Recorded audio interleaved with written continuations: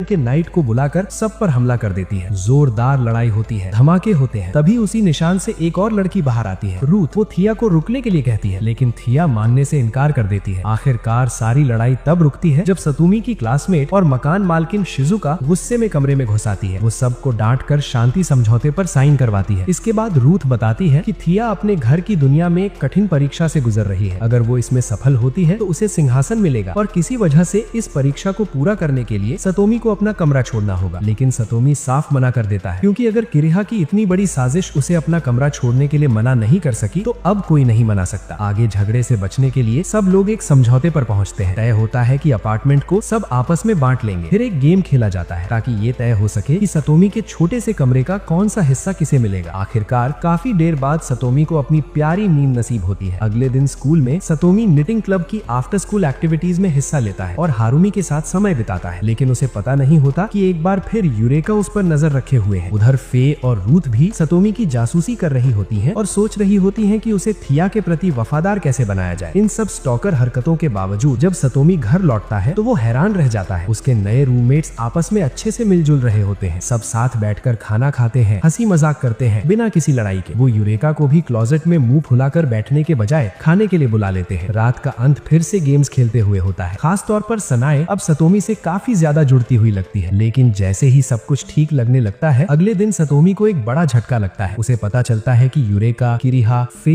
और रूथ सब उसकी क्लास में नए ट्रांसफर स्टूडेंट्स बनकर आ गए हैं। वो नॉर्मल स्टूडेंट्स का नाटक करके उसकी स्कूल लाइफ को और ज्यादा बिगाड़ने आए होते हैं। यहाँ तक कि सनाए भी स्कूल गर्ल आउटफिट पहनकर उनके साथ जुड़ जाती है। हालांकि कोई और उसे देख नहीं सकता। स्कूल के पहले ही दिन फे और रूथ लड़कों की इंटिमिडेटिंग चीयर स्क्वाड से निपटती है। उधर यूरेका कॉस्प्ले क्लब से टकरा जाती है और तुरंत रिक्रूट कर ली जाती है। घर पर रोज रोज ताश खेलने से सब ऊब जाते हैं। तभी किरिहा सुझाव देती है कि स्कूल की आने वाली मैराथन में हिस्सा लिया जाए, एक फ्रेंडली कंपटीशन की तरह। सबको ये आइडिया बहुत पसंद आता है। खास तौर पर सतोमी और फे दोनों अपने अपने दमखम दिखाने को काफी एक्साइटेड होते हैं। अगले दिन स्कूल में जब सतोमी कहता है कि उसे हारुमी की जरूरत है तो हारुमी घबरा जाती है। उसे लगता है ये कोई लव कन्फेशन है। लेकिन उसकी खुशी और हैरानी तभी खत्म हो जाती है जब उसे समझ आता है कि सतोमी बस मैराथन जीतने के लिए उसकी मदद चाहता है। उधर किरिहा ट्रैक टीम की रिप्रेजेंटेटिव बनने की ट्रेनिंग करती है और अपनी फिजिक्स को चुनौती देने वाली बॉडी को बीच में नहीं आने देती। मैराथन वाले दिन जो लड़कों की चीयर स्क्वाड पहले शांत और गंभीर लग रही थी, अचानक थिया को अपनी प्रिंसेस घोषित कर देती है और उसके लिए लॉयल्टी प्लेज करती है। वहीं यूरेका कॉस्प्ले क्लब के साथ रोती धोती एंट्री लेती है। जैसे ही रेस शुरू होती है, किरिहा सीढ़ियों पर लोगों की भीड़ लगवाकर तेजी से बढ़त बना लेती है। लेकिन थिया बॉयज सिम स्क्वाड के चीफ के कंधे लेकर उस भीड़ को पार कर जाती है। इसी दौरान सतोमी कमजोर हारुमी को उठाकर उस भीड़ के पार ले जाता है। पीछे रह जाते हैं शिजुका, केंजी और यूरेका।